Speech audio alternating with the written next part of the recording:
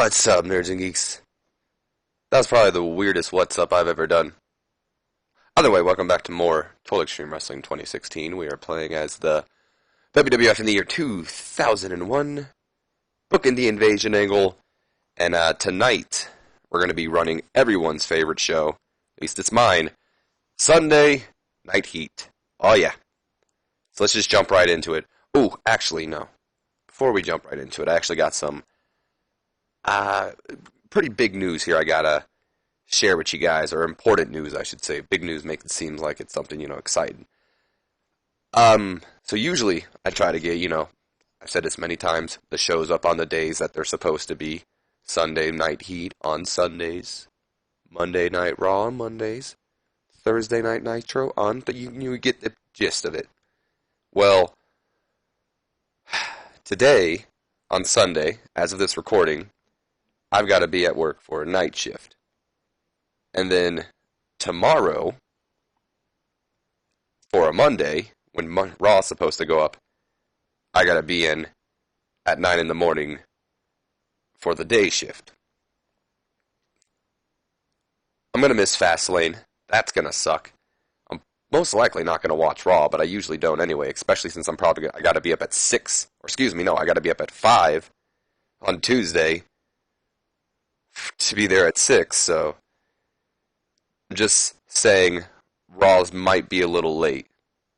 Might be uploaded at Tuesday, might be uploaded on Wednesday, hopefully not on Thursday. Just giving you guys the heads up for Monday Night Raw there, because it's probably going to take me a minute to not only book that, but, to relax from all the work that I'm going to have to do. I honestly kind of don't want to work tonight. If I could get out of it, I would, because I want to watch Fastlane. My dumbass agreed to this. Either way, enough about my personal life and work, because we don't want to talk about that. We want to talk about Sunday Night Heat, because it's everyone's favorite show. So let's jump right into it with a 43D to open up the show. Jamie Noble, Just Incredible, the team known as Noble Incredible. They're already in the ring as Head Chop's music hits, and out they come with a mic in hand, and they begin to cut a pre-match promo on their opponents, and Snow's like, "Well, look who showed up, Fu. Looks like they didn't chicken out." And then Funaki responds saying, Yes, Al. I thought I put alt. I was like, why the hell did I type in the word alt? Yes, Al. Turns out they aren't pussycats. And then Snow replies, "Well, it sucks to be you two tonight, because Head Chop's on a roll, and we're going to roll right through you tonight like a sushi roll. Ain't that right, Fu?" And then Funaki replies, "More like a Tootsie Roll." And then Snow does the stupid, "Oh!" I don't know if you guys ever seen any Japanese game shows, but the ones I've seen, whenever something stupid happens, the game show host is always like, "Oh!" And I don't know why, I picture these guys just being a parody of just, I don't want to make it sound racist, but Japan, the parody of all the fun things you see in Japan, because Al Snow's trying to bring Funaki's culture over, you know what I mean? And Funaki's just along for the ride. He's having fun. He likes hanging out with Al Snow or something. Either way, I went off a little bit of a tidbit there. I really like Head Chop. It's like my little pet project. I've said it many times, but I like him a lot. And then Snow continues saying, "That's a good one, Food. And just remember, you Tootsie Rolls, you asked for this." So, not the best pre-match promo in the world, I'll admit it. But I like it. And it sets up our opening match of the night, which, to my surprise, does a pretty impressive 59C rating. I was originally thinking about making this the main event, but I didn't think they would get a C. I don't think my main event's going to get a C either, so that sucks. Either way, we have a bout that had subpar wrestling and little heat. Head Chop going on to defeat Noble Incredible when Snow defeated Credible with the snowplow. Of course, Al Snow carried the match in terms of in-ring performance. Al with a 65, Funaki with a 50. He's getting there. Jamie Noble. He's so impressive, dude. Why? Noble's an enhancement talent, and he's at a 54. If I could book this guy right in the future, he has promise, man. I mean, I talk about Jamie Noble like I don't know who he is, but either way, Noble with a 54, Credible with a 49, gaining heat for the feud. They're about to lose heat in a second. Just Incredible is improving and flying as we move on to the next segment, which gets us a 47 solid D. Didn't lose us heat, which is impressive. Just your typical post-match beatdown as Credible and Noble embarrassed that they lost to Al Snow and Funaki. Beat him down after the match to send the message. We then move on to a 46 D rating. Lots of D's here. We're backstage. We got Spike and Molly. They're acting like a typical high school couple you see. They're all just kissing and goo goo gaga in the ring, or not in the ring, but in the locker room. You know how it is. We've all been to high school, and if you haven't been to high school, get prepared for it because it's going to be annoying when you see those couples like that. Although, admittedly, I was one of those couples at one point, so as some of you probably were too. So it's annoying when you see it, but when you're in it, who cares, right? And Spike and Molly don't care as they're acting like that couple. That's when the Right 2 censor approached them. Steven, Richards, and Ivory, to be more exact. And they're all disgusted, of course, and Richards like, would you two get a room? I mean, how disgusting. Nobody wants to see this, especially the children at home. Molly, of course, steps up. And if you guys have noticed, Molly's getting a little bit more of an attitude, so it looks like Gregory Helms bringing out the worst in her, I would say. Molly then replies, oh, please, you're only jealous because you know you'll never have what Spike and I have. And then Richard says, one, I don't need to prance around backstage like some love-struck teenagers to have what you and Spike have. And I'll have you know that I have been seeing someone, and we are very happy. And two, by the way, I didn't put this in here. I was kind of like, where did it go? I forgot to put this in, but when he says we're very happy, he kind of looks over at Ivory, hinting, at something here. And then he says, and two, look here, little Miss Molly. You seem to be in a mood tonight. Must be that time of the month. So I'll tell you what.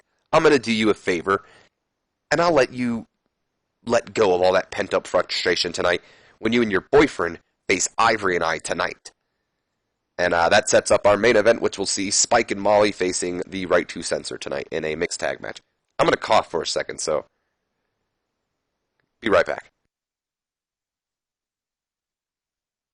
Alright, cool. I was trying to hold that in that whole time. I did cool the crowd, but Ivory is improving in acting, so that's pretty cool. As we move on to our next match of the night. Okay, so, yeah. This was a test. See, Sly Scraper, a.k.a. Sylvester Terkay, was one of the superstars whose contract was up for negotiation. Now, originally, I called up Johnny the Bull Stamboli to face Rikishi tonight, but then I was like, you know what, I'm going to give Sly Scraper a chance. I didn't extend his contract because I wasn't impressed by him and his improvements or anything. I'm going to give him a chance tonight, give him a match with Rikishi, who's reliable, if you ask me, and see how he does. He did not do well. Although Rikishi carried him to a 45D, but that's a normal match for Sly Scraper. I looked at his match history. So we have an abysmal match here, Rikishi defeating Sly Scraper with the Rum Shaker. He shone in the match, which is positive for Rikishi, so good for him. It did cool the crowd. Rikishi had a 63 and Sly Scraper with a 9. So he didn't even have any improvements. He's going to get cut, which is a shame. This is our This Week in the WWF segment, just highlighting the events that happened, of course. One thing I hate is it pushes along Jericho's freaking turn, and it's, like I said, it's starting to worry me. Oh, we're so close. We're so close to turning him. I just hope the game's like, you waited too long. I shouldn't have done it too early, I guess, but whatever. Either way, this is just pretty much highlighting the events that happened throughout the week. It goes over The Undertaker and Chris Benoit's match, turning into a Intercontinental title match.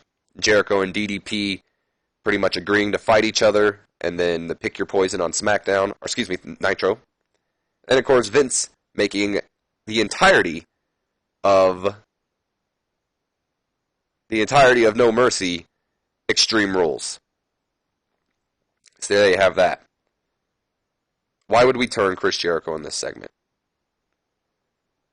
Okay, that didn't do too bad. It definitely wasn't our best match of the night, but hey, I gotta learn to have more faith in Noble and Credible, I guess. To be honest, with that match, it was like, majority of the people except for Al Snow were like enhancement talent / openers. Either way, and about that had subpar wrestling and little heat. The right two censor, Steven Richards and Ivory go on to defeat Spike Dudley and Molly Holly in 10 minutes 23 seconds when Richards defeats Spike with a Stevie kick after he had a distraction from Gregory Helms. So hear me out. What happens here is that I imagine at some point Molly gets knocked off the ring. Typical Miss Elizabeth finish where she's hurt. Out comes Gregory Helms racing to the ring because, oh, I'm concerned about her too. Typical Miss Elizabeth, like I said. Hulk Hogan doing it. This time it's Gregory Helms. Much of a downgrade. Gregory picks her up, helps her to the back. Spike's a little distracted because here's this creep that has been creeping on my girl pretty much all this time, and now he's carrying her to the back. He turns around, gets the Stevie kick. 1, 2, 3. The right two censor wins. So Molly Holly with a 48, Spike with a 50. So Molly impressively not too far behind on Spike there. But then again, we see Ivory here with a 59. So good for him, or her, excuse me. And then Richards with the 56. So Molly was actually the best wrestler in this match tonight. Also gained heat for the feud here. Ivory's improving in performance as well. Good for Ivory. She's had a good night tonight. 53 C- isn't too bad. As we end off the show to get a 59 C rating, solid C. And apparently Funaki and Jamie Noble were used too much. I disagree. Never can have too much Funaki. Never, never, never. Got a decision. Oh, great. Well, we got some things here. We'll get to that in a second, but I want to see what this decision is first. What? No! Funaki! I just praised you! You have no drugs? What happened? Oh! Funaki! I mean, it's only a fine because, like I said, we have so many steroid users that I don't want to keep suspending so many people, but oh my God, Funaki, I just praised you. I just said we can never have too much of you, and now it comes up that you're using steroids? Is this because of the push? You gotta get the fine. I don't care. That's the rules. I can't believe him. So we got new champions in NWA Wildside. Should we just wait till we get there? We'll get to it in a second. They saw a title change as Suicidal Tennessees. I forget, who's that team? The team of Suicidal Tennessees, which is Adam Jacobs and John Phoenix. I don't believe neither of these guys are under contract with me. Lost the championships to Jason Cross and Onyx. This is their first reign with the titles. Or to avoid the poor showing, more than one. They only had one successful title defense. So here we got Jason Cross and Onyx, the new tag team champions. So, oh yeah, that's right. I remember when they fought the Boogaloo Crew, and then Jason Cross and Onyx got the titles. Good for them. Are they a team, like officially? Yeah, there they are. I think they just formed too. There you go. Heat was somehow NWA got better. Otto Wands wants to retire, or is gonna retire. Okay. OVW, Fit Finley, AJ, and D'Lo are all the MVPs for the night. One of the Basham brothers is retiring. Not really. Oh, Luke Williams. Okay. No, that's his partner. Never mind. Was that their name? Just Basham Butch and Basham Luke? I feel like. Amy Dumas, a.k.a. Lita, was on radio. By the way, this is the end of the in-ring portion. I always forget to say this now, but I feel like you guys get the hint now. If you want to stick around for the extra fun, stick around. If you don't, I'll see you for Monday Night Raw. So either way, Lita let it slip that when she gets very nervous when she's pretty high on the card. So let's not put her high on the card then. So let's go ahead and look at our show, starting with. We'll start with HWA, because it seems like this was the worst show of the night. So a 49 D+ rating for the HWA Heartland Wrestling Association. We open up with the night with Russ Haas going on to defeat Lance Cade with a 24 rating. We then have a brawl between Terry Funk and Glenn Garberti, a.k.a. Disco Inferno, with a 53. Rory Fox defeating Cody Hawk, I believe, and I want to say that's Matt Striker, not the Matt Striker we know, but a different Matt Striker, to retain his HWA Cruiserweight Championship with a 35. Shannon Moore went on to defeat former tag team partner Evan Courageous with the best match of the night with a 50. And D'Lo Brown goes on to defeat Shet Jabolski to retain the HWA Heavyweight Championship with a 49. Good for you guys. We then go on to, looks like NWA was the second best this time. Got a 53 C-. Caprice Coleman opens up the show to go on to defeat CM Punk, that nobody. Bunch of nobodies, Caprice Coleman and CM Punk. Well, I mean, Caprice Coleman kind of is, to be honest. But I know him because he's like an ROH guy, so you guys might know him too. Either way, Coleman beats CM Punk with a 54 rating, an impressive match to open up the night. Then we have the title change as Jason Cross and Onyx go on to defeat Suicidal Tennessees for the NWA Wildside Tag Team titles with a 53. We then have a skip between Sean O'Haire and AJ Styles, so they're really building Sean O'Haire up. They don't want to just put him on there, but it looks like he might be getting that title shot. And that got a, I believe, 58 it looks like. TNT goes on to defeat the Boogaloo Crew with a 40 rating. And then in the main event, AJ Styles defeating Rick Michaels to retain the NWA Heavyweight title with a 63, the best match of the night. And then OVW apparently got the best one. It's highest up there. Let's see that. Okay, got a 55 C-. That's actually not too bad. So we open up the night with Johnny Spade defeating Maven by countout with a 34. Red Dog defeated Randy Orton by DQ in what I can only assume was for the Hardcore Championship, which makes 0 sense because it's by DQ. So technically Red Dog should be winning, but Randy Orton's still the champion, I guess. That's a 47 rating there, so not too bad, actually. Flash Flanagan went to double countout with Rob Conway with a 42. And in the main event, Nick Dinsmore retaining his OVW heavyweight title over Fit Finlay with a 59 rating. Probably the best match of Dinsmore's career. Good for them, man. Good shows for all around for everybody. Nadia, I swear to God, if you touch my headset and it makes that noise, I'm going to be mad. Okay. My foot's asleep. I haven't been moving because I don't want that headset to make that annoying noise, but I got to get a new one. It's going to happen. Let's look at the storylines before we progress real quick. Okay, not too bad. Let's move forward then. Still can't believe Funaki, though. But man, NWA is just like, they're holding off on Sean O'Haire. I'm surprised.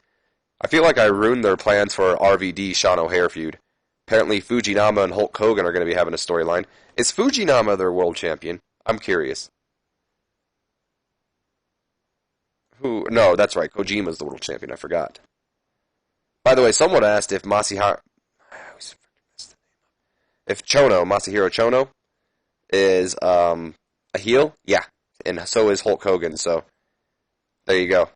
Look at New Japan actually making sense. Nitro aired. We'll check that in a second. You know, out of curiosity, did New Japan have a show? No. We're going to probably start looking at New Japan more and more. Let's go ahead and look at your behavior first. Actually, you know what? I'm going to go ahead and shortlist this guy. I feel like I've heard of him before, too, like recently somewhere. So Nitro got a 43.21. That's good for them. Did I delete it? I did not. It is closed. Got another decision here. Pay raise from Dusty Rhodes. Dusty, give you, you'll see, you want 21, let's give you 75. You'll still be happy about that, and I don't got to pay you more. But Dusty, yes, you get your pay raise. You deserve it, man. The best color commentator. No Mercy is not supposed to be this Sunday.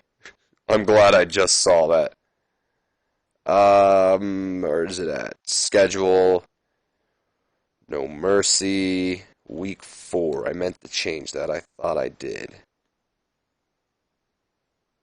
What? No, get that out of here. What the hell? Yeah, week 4. Cool. Alright, cool. Woo! That was close. Yeah, there's Sylvester Terkay, soon to be the independent Sylvester Terkay. Rey Mysterio apparently still the best high flyer, even though he is out for like the rest of the year, which is a shame. Thanks a lot, Sabu. Thanks a lot, Sabu. Ludi Lane. Universe 2000 tournament win. It's a CMLL tournament. Oh, that's the person who won it. The Leyenda de Plata tournament. I was like, oh, okay. What's the Universe 2000? That's pretty cool. It's the name of the person. He was also injured. That sucks. Hayabusa's fully fit. New Japan still looking for new faces. And an injury just sidelined Tiger Mask, but he doesn't work for New Japan, so I was about to say bad luck for New Japan, but let's look at their show. So they got a backstage segment between Hogan and Fujinama. Then they had a confrontation between Chono and El Samurai.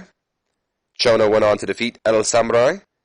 Pre-match interview between Tenzan and Kojima.